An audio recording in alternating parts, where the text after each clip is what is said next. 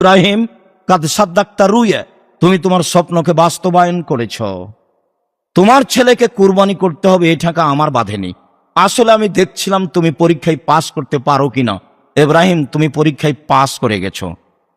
ফাদাইনাহু বিযিবহিন আযীম, আমি ইব্রাহিমের সন্তানকে বাঁচিয়ে নিলাম বড় কুরবানির মাধ্যমে। বড় কুরবানির মাধ্যমে আমি ইব্রাহিমের সন্তানকে ছাড়িয়ে নিলাম।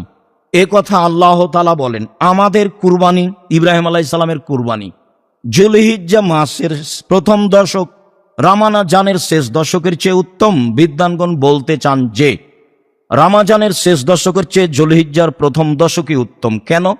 রামাজান মাসের শেষ দশকে রয়েছে শুধুমাত্র লাইলাতুল কদর, আর যুলহিজ্জার প্রথম দশকে রয়েছে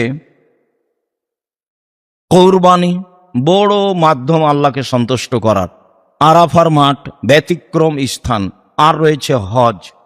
সব মিলেই রাসূল সাল্লাল্লাহু আলাইহি সাল্লাম বললেন, মা মিন ইয়ামিন আল আমালুস সালিহু আহাব্বু ইলাইয়া মিন হাযিহিল আইয়াম। আল্লাহ তাআলার কাছে যুলহিজ্জা মাসের প্রথম 10 দিনের নেকি যত প্রিয়, আমল যত প্রিয়, আর বাকি 11 মাসের ইবাদত আল্লাহর কাছে তত প্রিয় নয়। তাহলে তো রামাজানও টিকল না।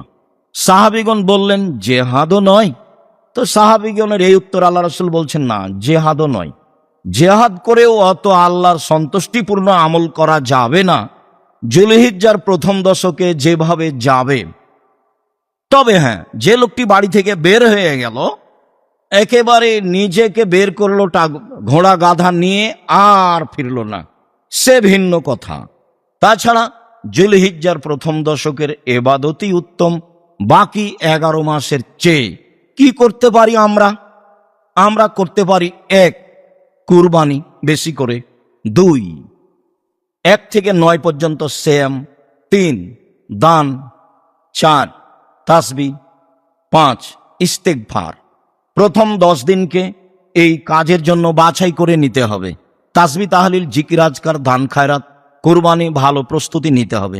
একটি কথা এখানে রেখে গেলাম, তা হচ্ছে এই যে ইব্রাহিম আলাইহিস সালাম তার ছেলেকে বারবার কুরবানি করার চেষ্টা করছেন, ছেলে কুরবানি হচ্ছে না। তাতে বিদ্বানগণ অনেকে বলতে চেয়েছেন যে ছুরির নিচে লোহা লাগানো আছে, সেজন্য কাটছে না।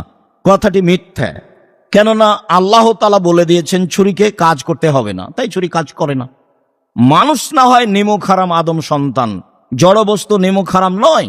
জড়বস্তু আল্লাহর কথা মানে। এই যে ইব্রাহিম আলাইহিস সালামকে আগুনে নিক্ষেপ করা হলো, আল্লাহ বললেন আগুন শীতল হও, এই যে হয়েছে। ইব্রাহিম আলাইহিস সালাম তো আগুনে জ্বলে গেলেন না, তো আল্লাহ